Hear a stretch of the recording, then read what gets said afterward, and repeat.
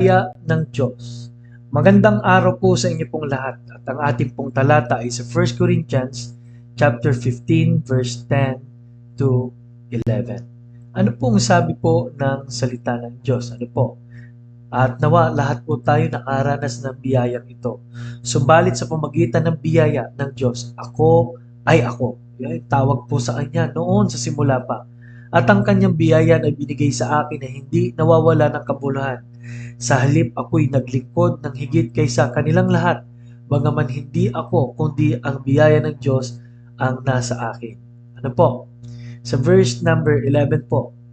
Verse number 11, dahil dito maging ako o sila sa gayon kami ay nangangaral at kayo naman ay nananampalataya. Maganda po itong mga talatang to na sinabing sa biyaya ng Diyos, si Apostol Pablo kung anong ginawa niya rin, ano? At dinong ginawa ng Diyos sa kanya ay biyaya lang din ng Panginoon. Tayo po, sabi ngayon, ako'y tayo, no? Dahil sa biyaya lang ng Diyos. Naligtas, ano po, tayo po ay may bagong buhay dahil sa biyaya lang ng Panginoong Diyos. Amen? So, ngayon po ay titingnan na po natin the grace of God. Ano po ba ang grace? Ang sabi po ng Bible at ng pag pinag-aralan niyo po yung word na grace, ano po, mismo sa Biblia, ito po ay isang bagay na tinanggap natin na libre at kumbaga nga po ay dahil lamang po sa awa at pagmamahal ng Panginoon. Ano po? Grace. At kaya po pag sinabi pong grace sa Bible, ito po ay takila. Ano po? Ito ay gawa ng Diyos. Sa Romans 5:21, ito po ay para sa lahat. Efeso 1:7, ito ay napaayaman, no?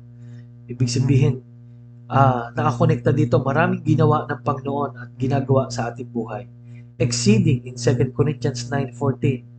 Manifold grace sa 1 Peter 4:10. All sufficient, 2 Corinthians 12:9. Abundant, Romans 5:17. Glorious, Ephesians 1:6. So, ito po ang source ng ating pagkahirang, Romans 11:15. Ang pagtawag sa atin ng Panginoon, Galatia 1:15. Ang pag-aaring ganap, Roma 3:24. Ang pananampalataya, Acts 18:27. Ang pagpapatawad, Efeso 1:7-9. Ang kaligtasan, Efeso 2:5-9. At ang pagsama lagi sa atin ng Panginoon sa gitna ng mga problema, 2 Thessalonians 2:16. At pag-asa, ano po? Pag-asa sa kabuuan. Ano po? At ibinigay po ito para sa mga anak ng Diyos, sa mga nagpapakumbaba, James 4:6. Sa mga lumalakad sa kanya pong kalooban, Psalms 84:11. At sa mga naglilingkod sa Panginoon, Romans 12:6. At sa lahat ng ligtas. Ano po? Ang biyaya ng Diyos. So, ang biyaya ng Diyos, ang totoo, ang naghanap sa atin. Sabi po ng Roma 3:10-11, tayo nagsilayo sa Panginoon. Ang mga landas natin ay talagang hindi papalapit sa Kanya.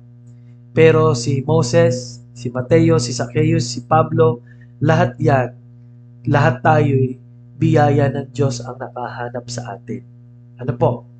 At ito po ang nagligtas po sa atin. Sa Efeso 2:8-9, Romans chapter 3 verse 21-26. Ano po? Bakit po? Sabi ron, hindi sa mga gawa, no? Wala talagang magliligtas sa ating gawa, no? Pagka sa gawa po, walang magagawa ang tao. Ang katwiran ni Jesus ay nilagay lang sa atin. Ano po? At kung hindi lang, may nanalangin din sa atin. Amen.